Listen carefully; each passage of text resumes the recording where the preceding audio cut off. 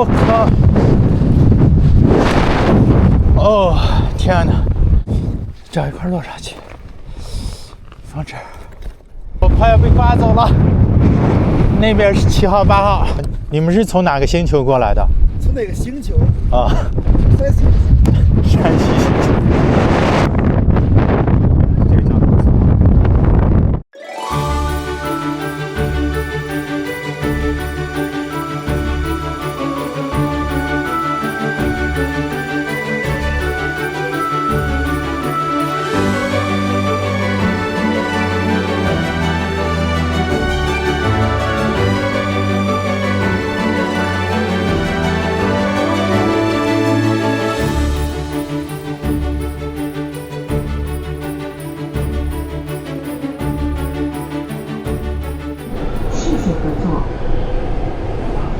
本次列车开往塔利东路站方向，下一站呼和浩特站。Hi, welcome back to Fins China. In the last episode, I explored Hohhot, the capital of Inner Mongolia, and spent some time experiencing its rich and diverse mix of cultures. In this episode, we are heading east to another city, Ulanqab, and visiting a volcanic geopark located right in the middle of the grasslands.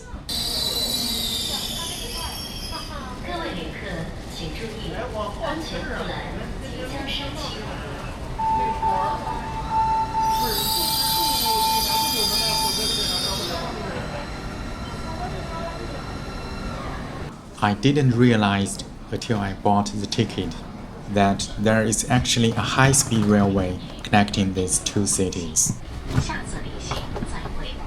The journey takes just 40 minutes and the ticket cost 47.5 yuan. It's nice to see that even here on the plateau, high-speed rail has already become part of everyday travel.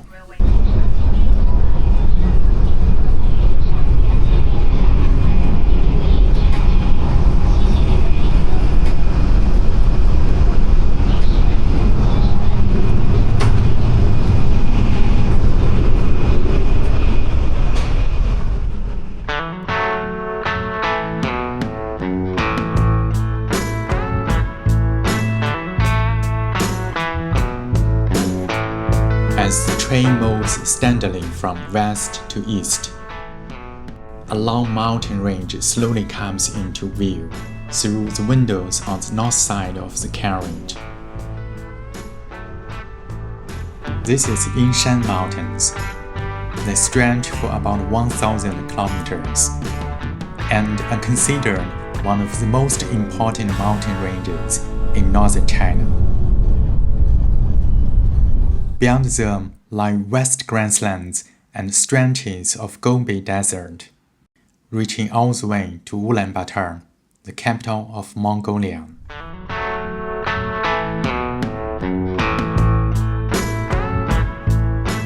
In many ways, the Yinshan Mountains mark a natural meeting point between nomadic grassland cultures and long-established agricultural civilizations.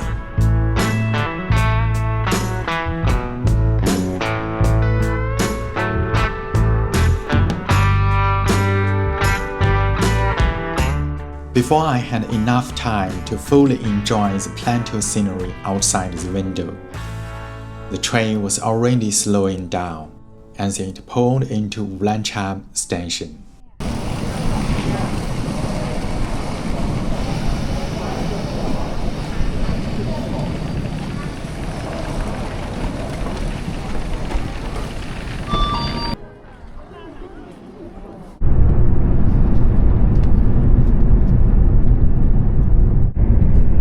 这边房子好像面积都比较大啊。反正基本都80、90、100。80、90、100。最小的也80、90。啊，最小的都80、90。便宜，像我们住的吧，也都是100多、100加。再小的也没有个小的。My first impression of Ulanqab was that the city feels open, clean, and well organized. The streets are wide, with green spaces and long rows of trees lining both sides.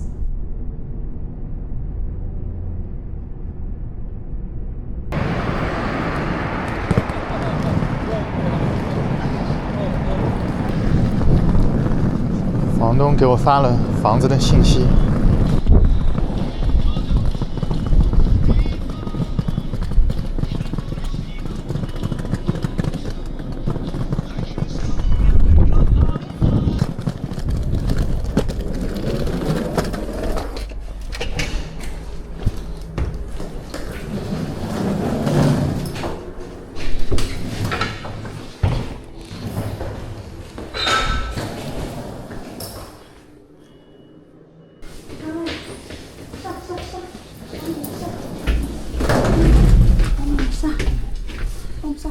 几楼？15。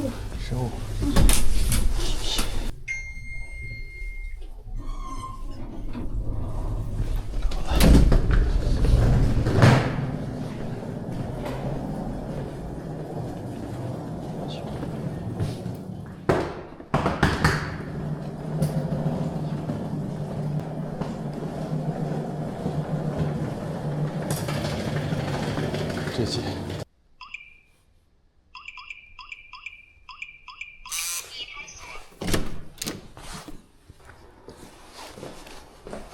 哇，正对着一个学校，这个操场真是大呀。这边是吉林一中，一个高中。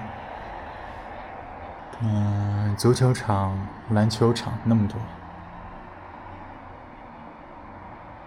哎，这学校好像2个操场，隔壁过去又一个。你看，这儿一个，这儿一个，这儿一个。这是一个学校吗？竟然有3个操场。然后内门就是不一样，地大呀。这边应该是城市的新城区吧，街道啊什么都修得挺宽的。看一下房间，房间比较简单，然后靠窗有一个双人床，这边一个小桌子，然后电视、沙发、茶几都有，小冰箱。这就是一个公寓。看一下卫生间，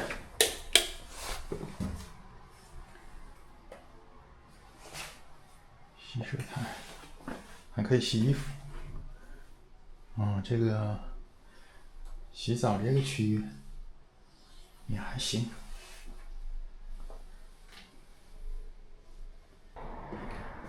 可以猜一下这个房间一晚上多少钱？面积比一般的酒店好像还要稍微宽敞一点。房子比较简单，但什么都有。揭晓一下谜底吧，一晚上78块钱，便宜吧？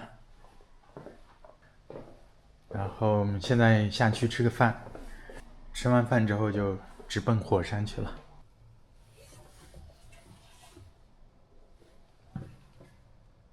这是民宿楼道的窗外。After a simple lunch, I began my journey from the city toward the Ulan Hada volcanoes. The first part of the trip was on a small local bus, heading north out of the urban area. After reaching a small town near the volcanoes, I hired a private car to explore the entire volcanic area. 我勒个去，风太大了！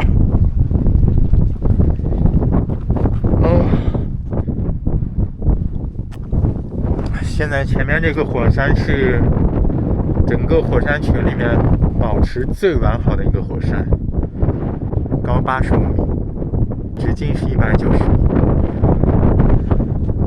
我们现在在6号，一会儿看能不能再走到这个7号。7号就是这个。逛一下6号、7号。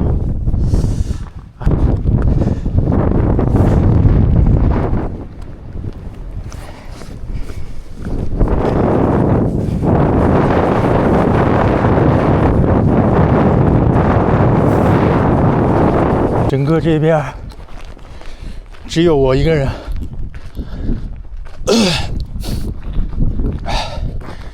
一个人的火山，看起来应该10分钟肯定上去了，只有80米，毕竟不算高。看火山石。要不要带一块回去？这是火山石。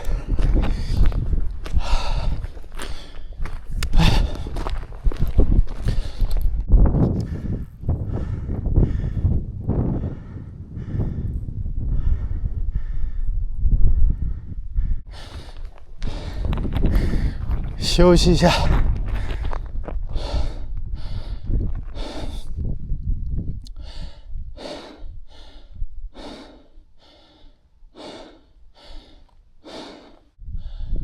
从这边看，阳光明媚，好像是风轻云淡。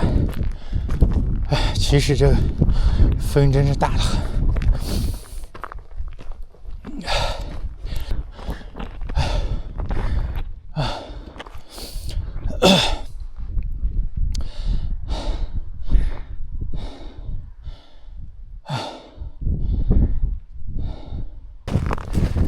这边还有雪。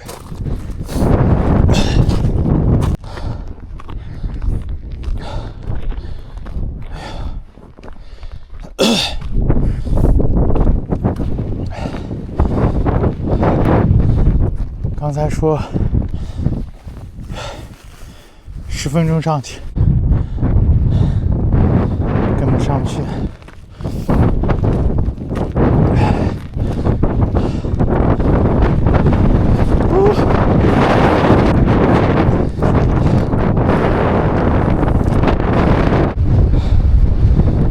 这火山还能上去吗？我的天哪！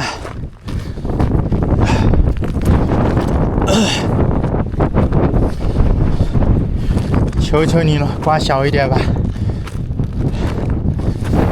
让我上去看一眼。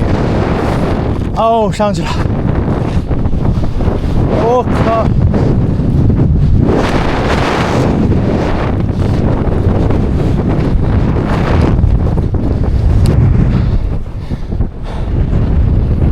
我上来了，太难了吧？好像比攀登珠穆朗玛峰还要难。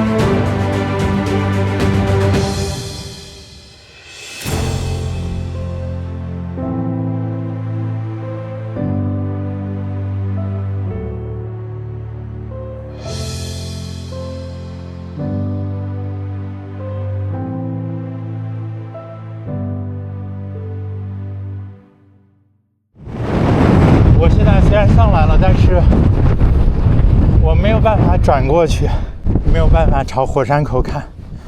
现在看一下，靠 ！Oh my god！ 啊，勇敢一点！哦，天哪！看见没？前面就是那个，应该是4号火山。远处那个一半黑色的是3号火山。然后我快要被刮走了，那边是7号、8号。不行了，稍微往底走一走，这样就真的要被刮走了。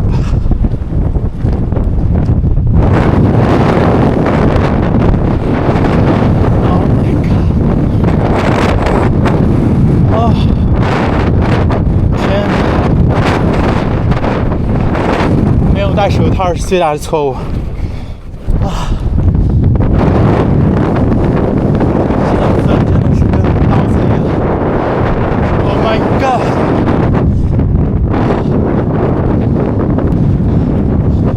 看一下这个叫什么来着？好像叫尼玛堆。哇，这个地方风小一点啊！这是起伏的。我也来找一块落上去，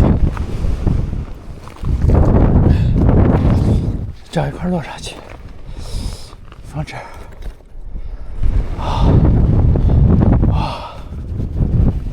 请保佑我下山的时候顺利一点。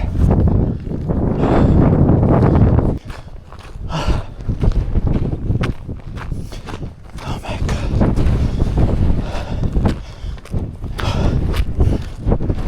哦，对，我还戴了个口罩呢。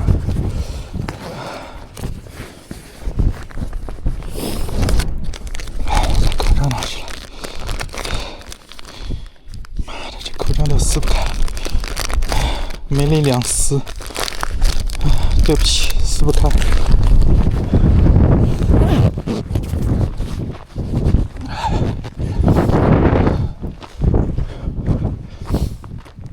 看看能不能转去。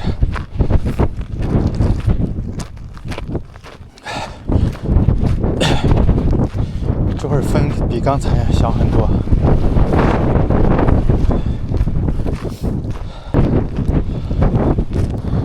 这火山好像可以下去。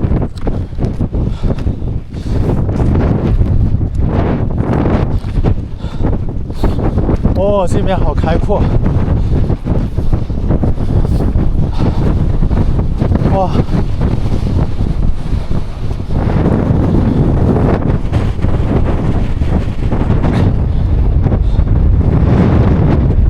啊，现在风又来了。前面看到一个超级巨大的风车，啊，不知道镜头里面能不能看到。哇，看那个方向，那个风车超级大。我要不要下去看一下？算了，万一火山突然喷发怎么办？所以还是不下去了。啊，我们就原路返回，撤，因为要走那一半也挺难走的。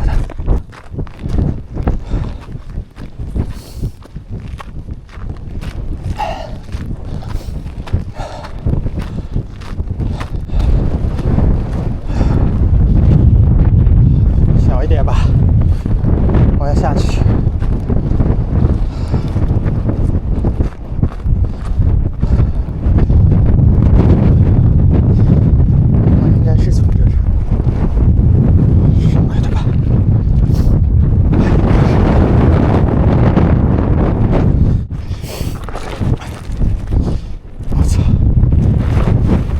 碎石子儿太多了，一定要非常小心。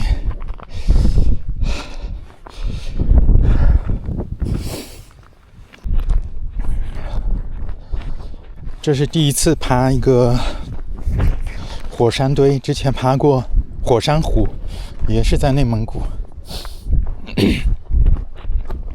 但那个火山堆走上去之后，中间那个坑里面就是一个非常漂亮的湖泊。这种类型的是第一次爬。哎呀，下来了。我下来了，师傅。好，我过那个包包过去接你。啊，好。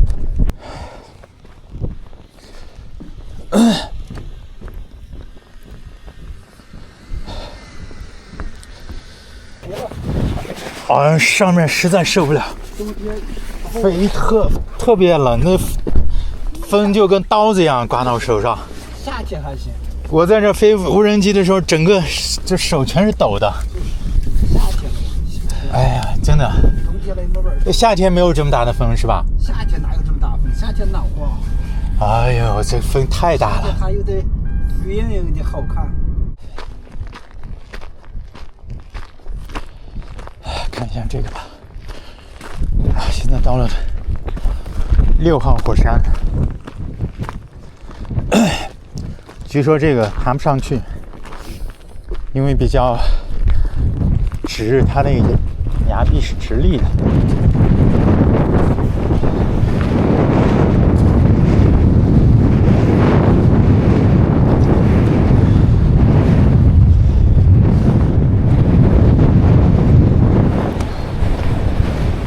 哇，这个真的像火星哎！寸草不生，而且这个山体是黑色的。哦，这还有个大坑，感觉像是游泳池撞出来的坑。哇塞，太深了！啊，这坑真的很深。往这边走走。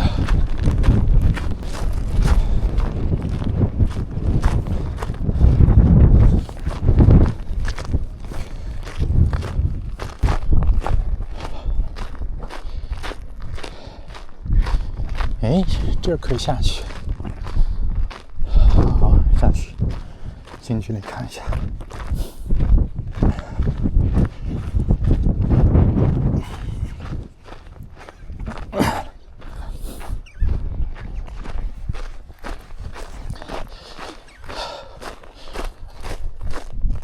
还好有这个围栏，要不然风大的时候真的能把人刮下去。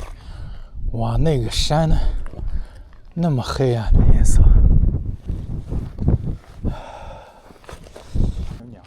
I later learned that the large black crater of volcano number 6 was not entirely natural. Starting in 1970s, volcanic pumice was mined here by local industries and processed into building materials and even water filtration products. 想你的风吹到了火山里。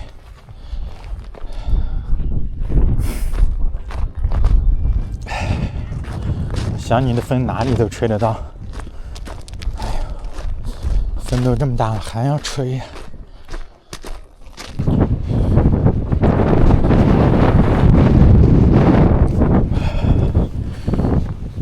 这边这条路是用整木铺的，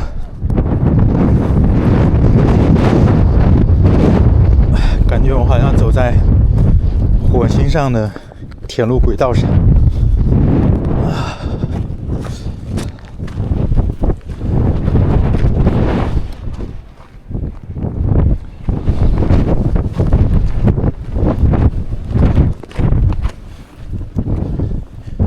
你好，你们是从哪个星球过来的？从哪个星球？啊，山西星球。In 2015, this area was officially designated as a National Geological Heritage Site. Mining activities came to an end, and the focus gradually shifted toward tourism development. Interestingly, those earlier excavations gave the volcano its dramatic, almost Martian appearance, which has made it a popular destination in recent years.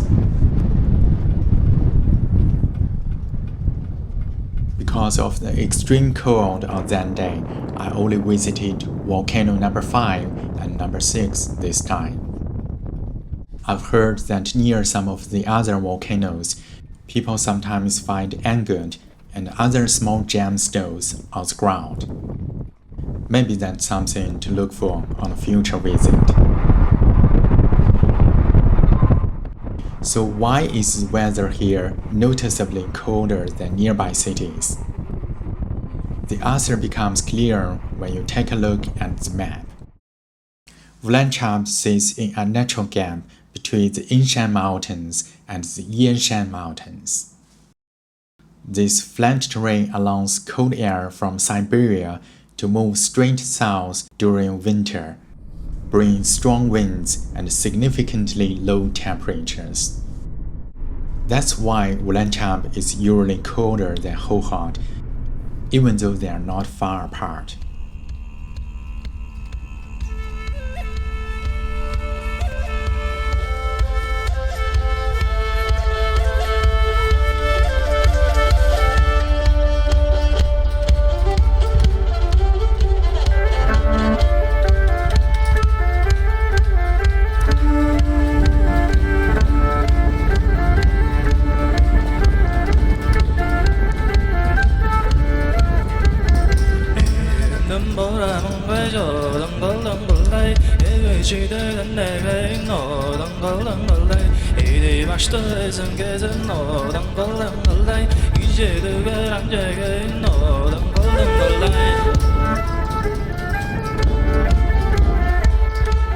On the way back to the city, we passed clusters of wide, modern-style Mongolian yurts span across the grasslands. The driver told me these are new accommodation projects built by local Mongolian herders. During the summer months, they attract a large number of tourists.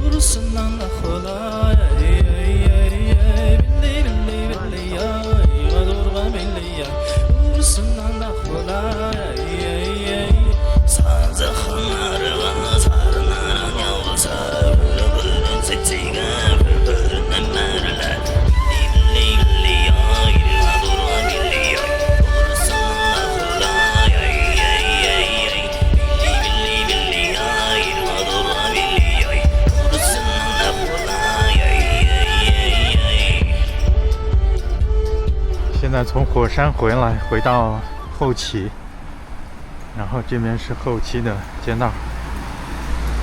一会儿5点多的时候有趟车能够回到乌兰察布。柿子，这么冷的天还卖这个。后旗啊，全名是察哈尔右翼后旗。乌兰察布下面的一个旗，那边的旗就是内地的县。这是一个相当于一个县城吧。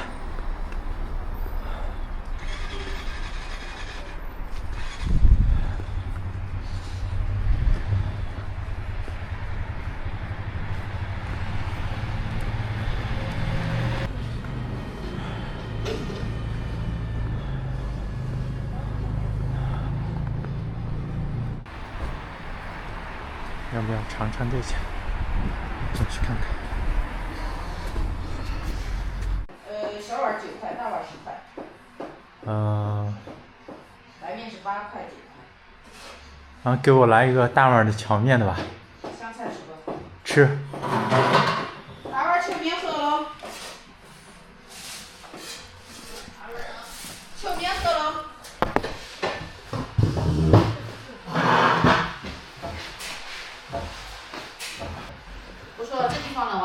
冷，特别冷今天。你看这俩是变天了了。刚才火山上把我冻的手都，一起去火噻。哎呀，手都冻僵了。出去用就穿这啊？就穿这衣服。对，就这。妈呀！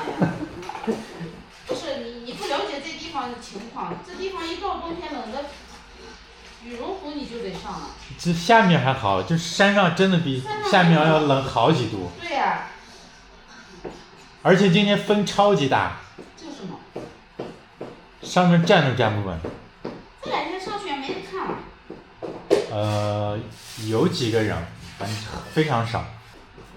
你现在做的是什么面？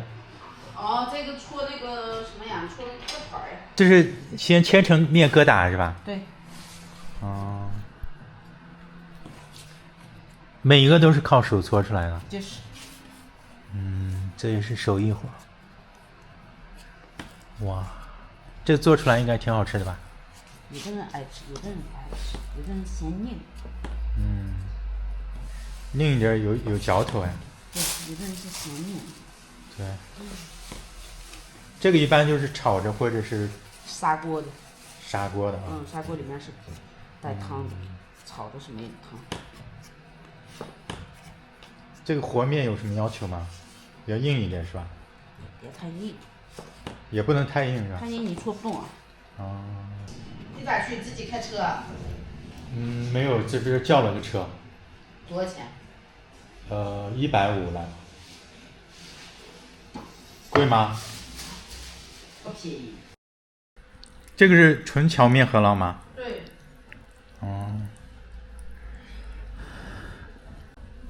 确实跟白面的味道不一样。不一样，纯荞面。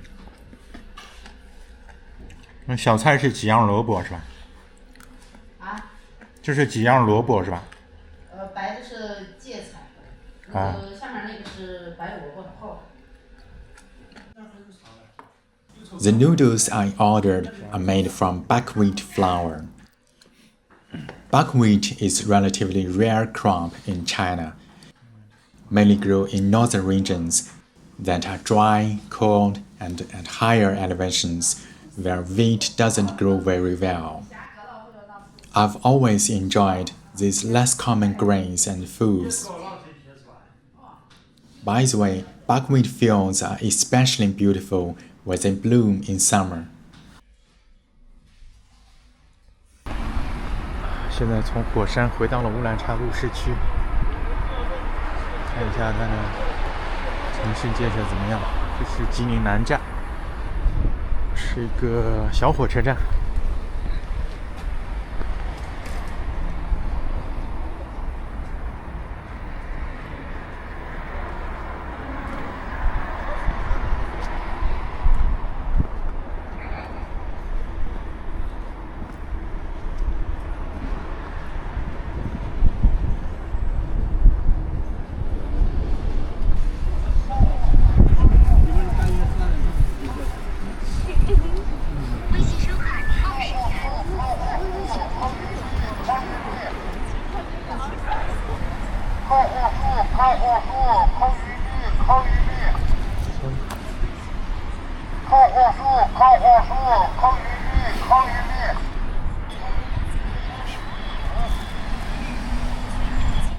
Compared to many Chinese cities with long and complex histories, Ulanqab is actually quite young.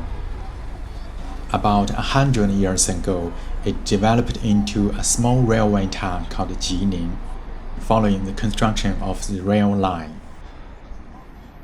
On September 23, 1937, Jining was occupied by the Japanese army. In the days that followed, more than 1,000 civilians were killed. At the time, American missionaries risked their lives to rescue over 200 people. In 1956, Jining City was officially established, and in 2003, it became Ulanqab City. Since then, the city has entered a period of rapid development, undergoing dramatic changes in just over 2 decades. In next episode, we'll leave the grasslands behind and travel south into Shanxi province. It's the province with the largest number of ancient architectural sites in China. Our first stop there will be a massive Buddhist cave complex carved more than 1,500 years ago. Trust me, it's truly spectacular. Thank you for watching, and if you'd like to continue this journey with me, please consider subscribing to this channel.